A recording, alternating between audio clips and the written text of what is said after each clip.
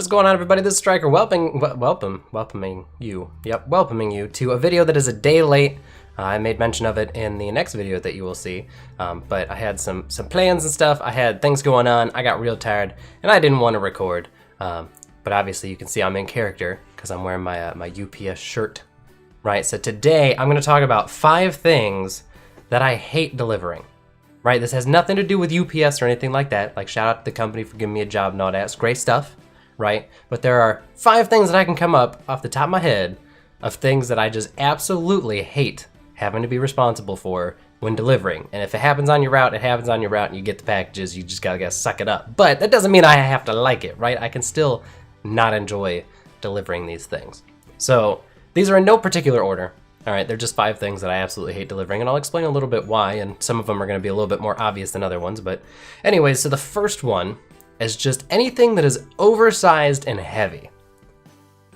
There was a 75-pound package limit, and I don't know when it changed, but I know it's 150 pounds now. And that is just, it sucks, to be honest. Trying to move a 145-pound deconstructed dresser in a box is really difficult because 1, it's big, 2, it's heavy, and 3, even when you try to put it on a dolly, because it's so long and tall, because it's a dresser, there really isn't an easy way to move a dolly around, and you're typically not delivering them to open spaces. You have to take it up to somebody's front door or by the garage, and they've got a car parked in front of it, so you can't exactly have it go like lengthwise off the end of the dolly because you're going to smack into something. I'm not trying to damage people's property or their package that they just ordered. So it's just, it's a struggle to have to move things that are especially heavy. And there's been a couple of days where I've had a couple of stops where it was like back to back to back 120 plus pound packages, and those are not fun, ever. In any capacity of the word, ever. But anyway, that's number 5. Number 4 is anything that's a Sephora box. And it's not because it's heavy or it's oversized or anything like that, but because it's like this big and it's got like a mascara in it. That's it. Just one little thing of makeup. They have like the same size box for everything they ship, whether it's one or a bulk order or anything. It's so lightweight that it falls off the shelves really easy, but it's so disproportionately big to the product that's being shipped inside of it that it takes up so much space in the shelf of the truck. And I mean, these shelves get pretty packed full to the point that things have to go on the floor and then block your walk path to go back and find other packages and stuff. So just these boxes that are so lightweight are just, they're really annoying. And I get that not everyone has a close Sephora or anything like that. I feel like they're getting kind of more it thrown into other stores instead of it just being like a Sephora only store. But man, they're just annoying boxes to deliver because they take up a disproportionate amount of space. All right, moving onwards. Number 3 is anything that is a dog food box. When people order dog food, it doesn't ship in a bag, or it doesn't ship in the dog food bag itself with a label on it, which would be a lot easier because you know exactly what you're handling. You can just pick it up and carry it. Instead, they get shipped in boxes that are typically really poorly taped, and they're way too big for the bag that is inside of it. So when you pick it up, the box just kind of like, it just like folds in on itself, or a corner bends, or the tape starts to come off on the top. And there's just no easy way to carry a box that has a bag that's full of moving things inside of it. Anytime you try to do anything or shift your weight, you try to keep yourself from falling over because it's gonna knock you completely over because it weighs like 55, 60 pounds, because we're not talking about these little tiny dog food bags, right? We're talking about the big hulky boys that you get from your local pet store and stuff.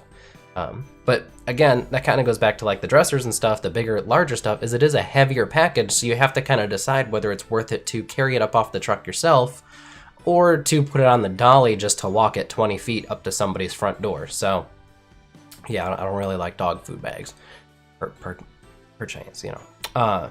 Moving on, number 2 is, this is a slash, it's toilet paper and paper towels because they kind of fall within the same kind of category there. But the reason for that is just go to the store.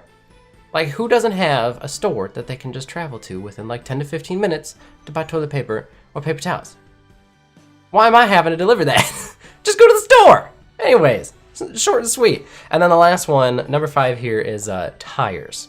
Now, some of them are smaller, like motorcycle tires. I've done a couple of those, and those aren't usually too bad. But I did get big old tires for like a lifted pickup truck, and they are large. They take up a lot of space because they're large. They're oddly shaped, so you can't really stack anything on it, around it, with it, whatever. And they're usually like wrapped up too, so you can't put anything inside of the tires like if you laid them down so it was like a circle that you could see down in, put something in there. Nope, can't do that either. But they're so stinky. And they will fill up the back of the truck with rubber stank so bad that anytime I go into the back of the truck, it gives me a headache.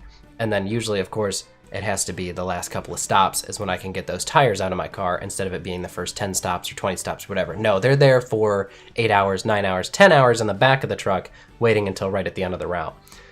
In theory, I could probably take care of that first, but usually I have to get them unburied from stuff that was supposed to be delivered beforehand, so it's not worth the effort to try to get those out there in the back. But yeah, so those are my 5 things I don't like delivering. Especially with this holiday season in peak, my truck has been loaded down darn near every day.